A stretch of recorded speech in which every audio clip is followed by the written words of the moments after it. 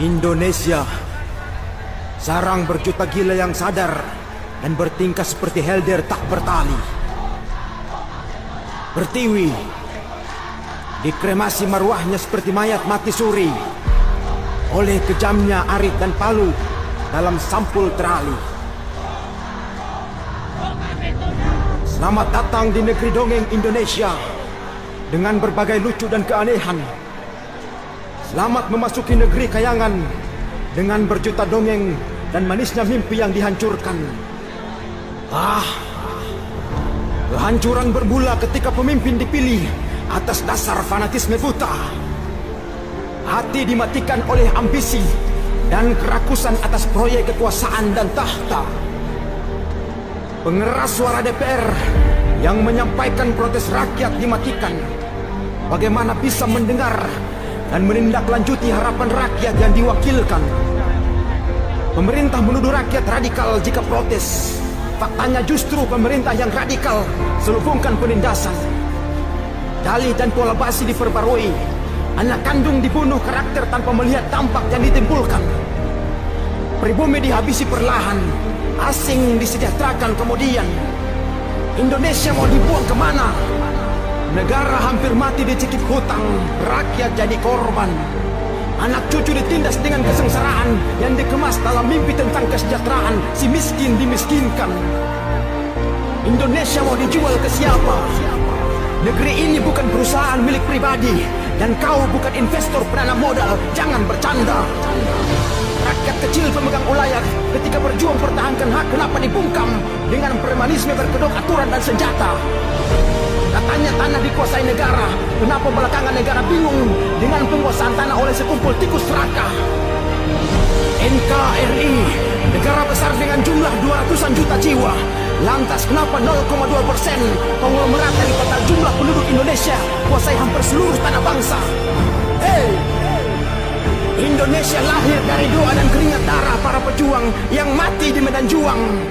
Maka hargai, cintai bukan hakim setiap anak negeri, sekalipun bapak kau pimpinan pejuang. Indonesia bukan barang dagangan yang dijual hingga harga diri dan marwah bangsa pun dikorbankan. Seluruh rakyat Indonesia punya harga sebagai pemegang kedaulatan tertinggi tanpa melihat miskin atau berdasi. Kenapa diinjak sana sini lindungi kejahatan berkedok korporasi hingga bungkam segala bentuk demokrasi? Di mana kedaulatan jika asing menghantui sana sini? Di mana pertahanan negara ketika drone pengintai memasuki teritori? Organ pertahanan negara ikut-ikutan berpaling dari rakyat, kemudian sembunyi kaki berpura lindungi di kerumunan. Organ keamanan negara yang gagah berdiri dengan bangga bertindak represif kepada rakyat sebagai penggaji demi melindungi kezaliman. Anda bergerak atas dasar perintah bahkan tekanan yang sebabkan dilema dan bertindak berantakan. Namun pernahkah Anda melihat maraknya kepincangan dan masifnya penindasan oleh penguasa kepada rakyat sebagai pemegang kedaulatan?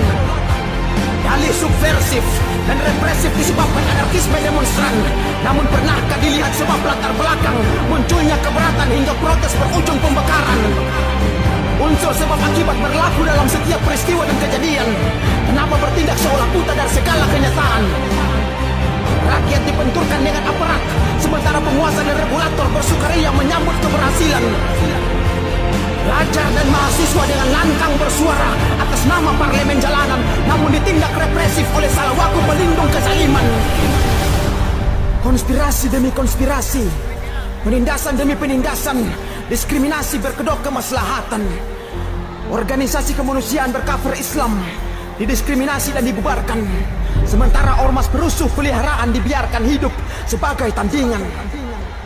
Negara jangan omong kosong, justru negara pemicu api terhadap rakyat atas nama kebijakan. Mitos corona belum habis diperdebatkan. Dana corona dikonsumsi sebagai proyek para kombatan. Rakyat dibuat bingung dengan simpang siur status merah, orange dan hijau yang mewarnai penanganan. Belakangan vaksin datang bagai juru selamat yang dipaksakan bagi seluruh rakyat. Fakta menunjukkan